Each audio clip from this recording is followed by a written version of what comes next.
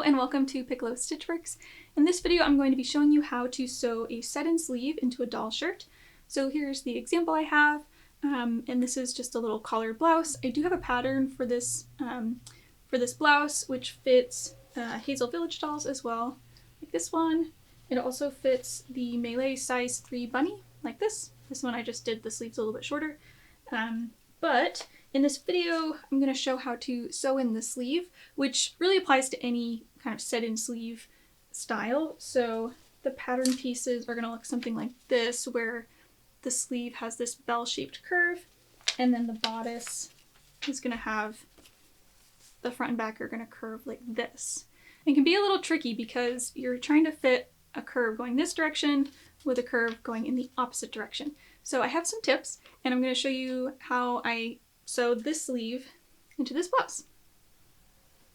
So here I have my bodice and my sleeve pieces. I've already sewn the shoulder seam in the sleeve or in the bodice, and there you can see on both sides. And the first thing I need to do is cut little clips into the arm side of the bodice. So you want to cut if you have a 1/4 inch seam allowance. Then you want to cut a little bit less than that. Make sure you're not cutting quite as much as your seam allowance is going to be, but you want to have enough so that you can stretch out the curve to fit the sleeve going in the other direction. So here I did about 4 or 5 on each side, little clips just a little bit less than 1/4 inch.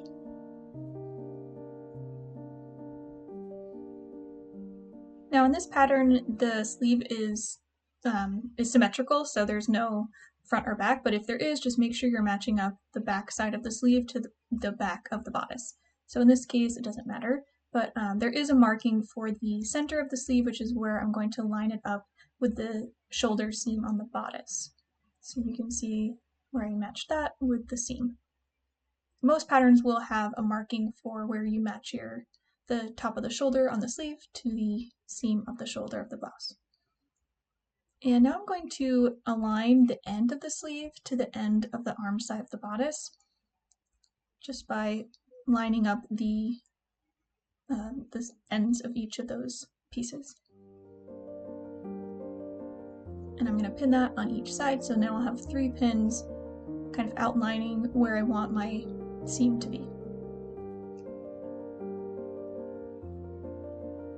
And now I'm using my fingers to pinch the 2 pieces together, and I'm trying to align it so that the stitching line, which is going to be 1/4 inch away from the cut edge, so that that's where the pieces are lining up flat. So you can see that the actual edge doesn't really line up flat because of the curves going in opposite directions, but the important thing is to have the 2 pieces be flat against each other along where you're going to be stitching.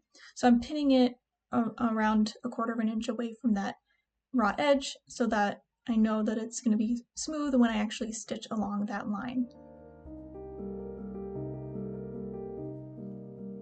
And this is where those little clips are going to come in handy, because it allows that the arm side edge to stretch a little bit so that it can fit more comfortably against the sleeve.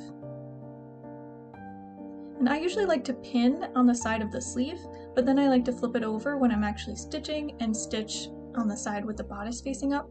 I just find that easier for some reason for me when it comes to getting it all to lie smoothly and the seam to come out nice. And now I'm going to stitch the seam, and I usually like to remove my pins right before I stitch over them, just to avoid any broken needles or broken pins, which can be a little scary. So I just try to stitch up to the pin, then remove it, and then stitch over that spot.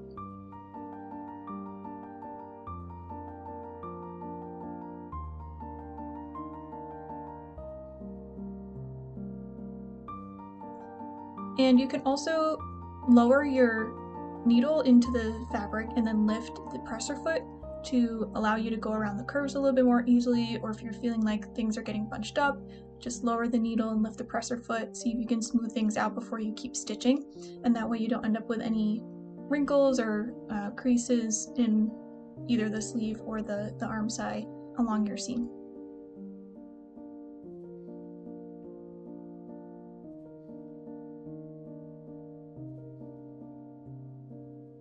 So there we have the bodice side and the sleeve side. And this is what it looks like when you turn it with the right side out.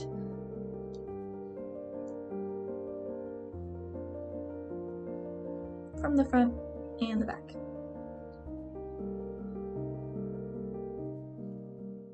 And I just wanted to show it one more time as I'm showing the other sleeve.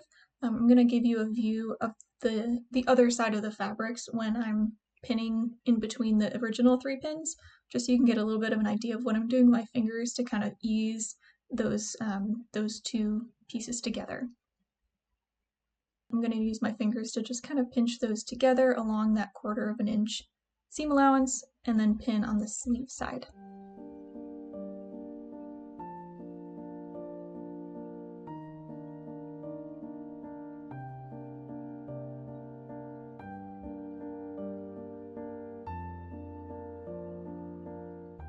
So here I have both sleeves sewn in, and this is what it looks like from the right side and from the wrong side. Typically doll clothes are constructed like this, where you sew the arm side first, and then you would sew the side seam all the way from the hem of the sleeve through the armpit and along the side seam of the top. In people clothes, usually you sew the side seam and the underarm seam first, and then you would sew the sleeve into the top. And here I just wanted to show you how I'm pressing it. I like to press the seam allowance toward the sleeve. I'm using this sleeve ham, which is a pressing tool, to help me with my curves a little bit. I do find this pretty handy when it comes to pressing doll clothes to get around those little curves. And because you have to get your fingers in pretty darn close to where your iron is, I don't like to use a lot of steam or like blasting steam out just because your fingers are very close, you don't want to burn yourself. So I just use the tip of my iron to press around those curves. I hope you found this tutorial helpful. Thank you so much for watching, and I'll see you in the next one. Bye!